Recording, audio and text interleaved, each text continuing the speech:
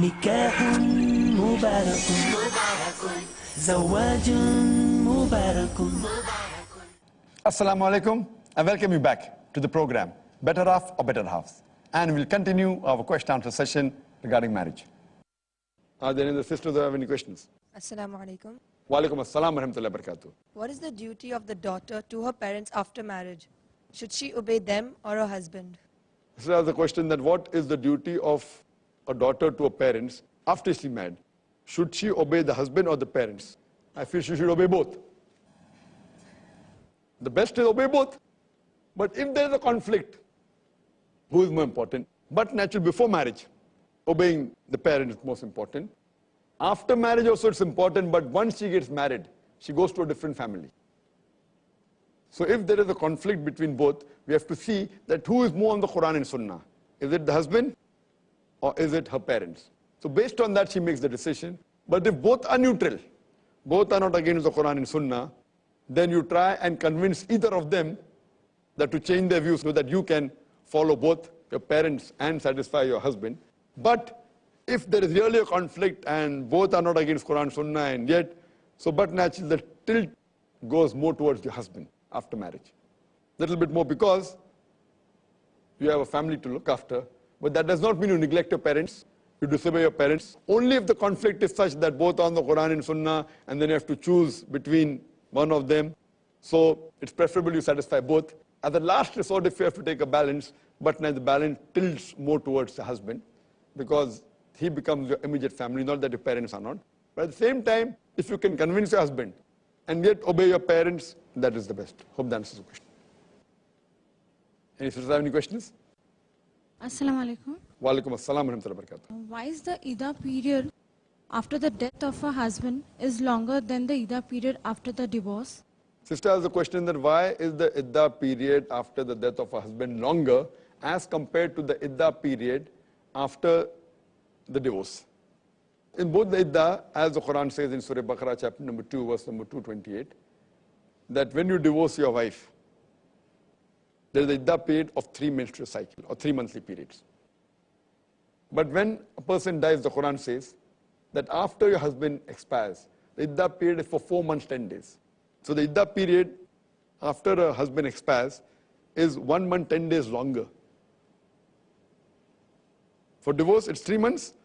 For after death, it's 4 months, 10 days. Why? The reason the Idda period is there are various reasons. One of the major reasons after divorce that the Idda period is there to come to know whether the wife is carrying the child of the husband. So if during the Idda period, there are various reasons. One reason is it's more for preliminary test, as I said. That can the husband or wife stay away from each other. So it's a temporary period. In 2 weeks you come to know, I thought we got angry with my wife because she doesn't iron my clothes. And I felt that let's stay away. And now I realize in 2 weeks' time, I'm in a more difficult situation. Let's patch up. Let's reconcile. Or the wife may think I'm getting angry, that my husband gives me less time. You only give me 5 hours a day. And now in 2 weeks, I realize that even if you give me 2 hours, no problem. Something is better than nothing. So they can patch up. So various reasons are there. But one of the other reasons is that to come to know whether the wife is carrying the child of the husband. So if she's carrying, it extends, the Idda period extends till the time of delivery. And furthermore, no one should allege that if they part, and in 3 months' time, you can easily come to know without doing any medical test that is she carrying a child or not.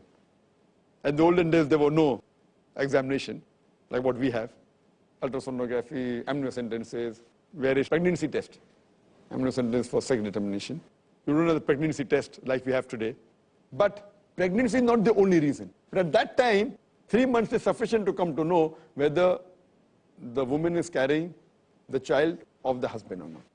Pregnancy is not the only criteria, one of the important criteria. Besides that, as I said, that can you stay away, etc., it's a preliminary period. But in case of the death of a husband, when divorce takes place, everything is planned.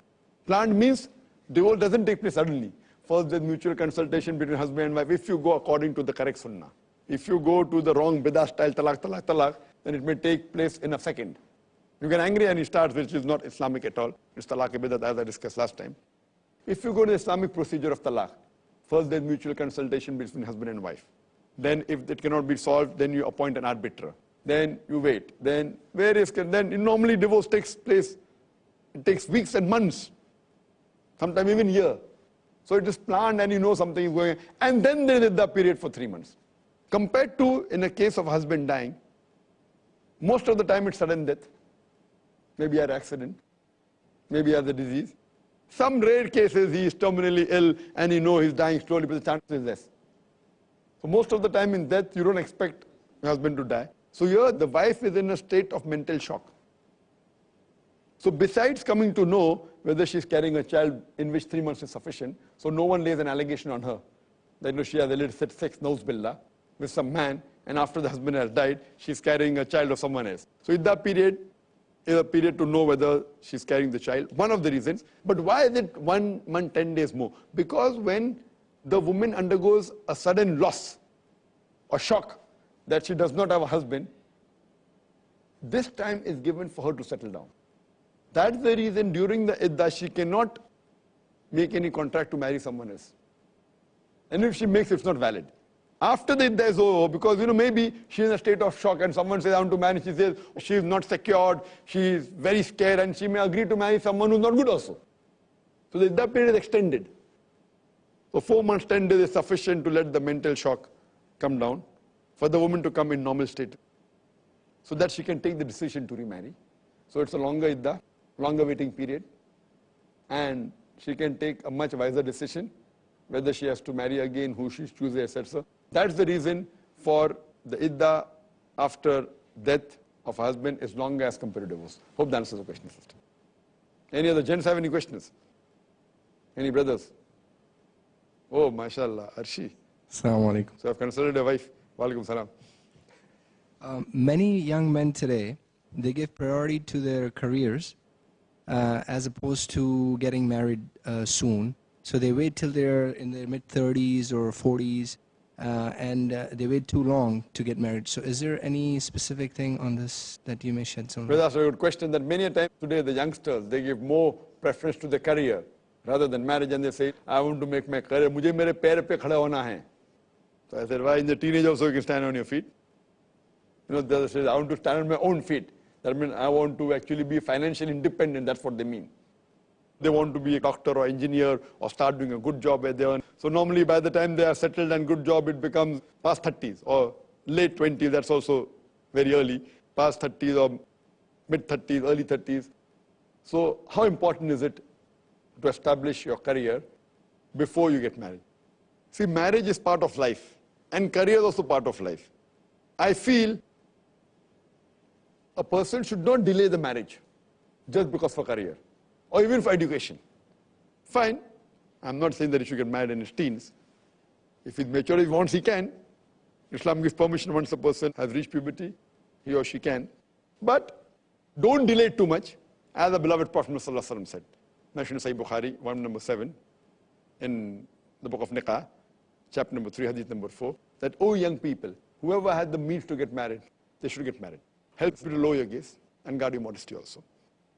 These people normally delay thinking, what they think that, once I marry, then for me to look after my wife will be an obstruction in my studies, would be an obstruction in establishing my career. In fact, it is wrong. Imagine if a person is doing medical studies. If he's married, the wife will help him. So if you look at the positive side, if you marry and then appear for a post-graduation, it's easy, She'll help you. She'll help you make notes if required. She may help you see to you're made comfortable. Normally you only have your mother, now you have a mother and wife both too. So if you have a career, so what's the problem? Yes, there's a fear that if I know only when I earn myself. Therefore the Prophet said, if you have the means. So most of these people who talk, the parents are already rich. They already have a good saving. So if finance is not the problem, I feel they should get married. And in establishing the business is easier. The wife can support you. Because wife, as I mentioned, is the role of garments. So I disagree with that concept that you marry late. Because if you marry early, then you'll have your children also early. And some people say, oh, no, I want to relax, Even if you have to relax, marry early. You marry in your early 20s, have children, fast, By the time you're 40, your child is already 18, 19. He can sit on a business, you can retire before you reach 40. Otherwise, you have to wait till 60. So if you want to enjoy life also, marry early, have children, have your children take care of your business, so you can be free and you can relax early.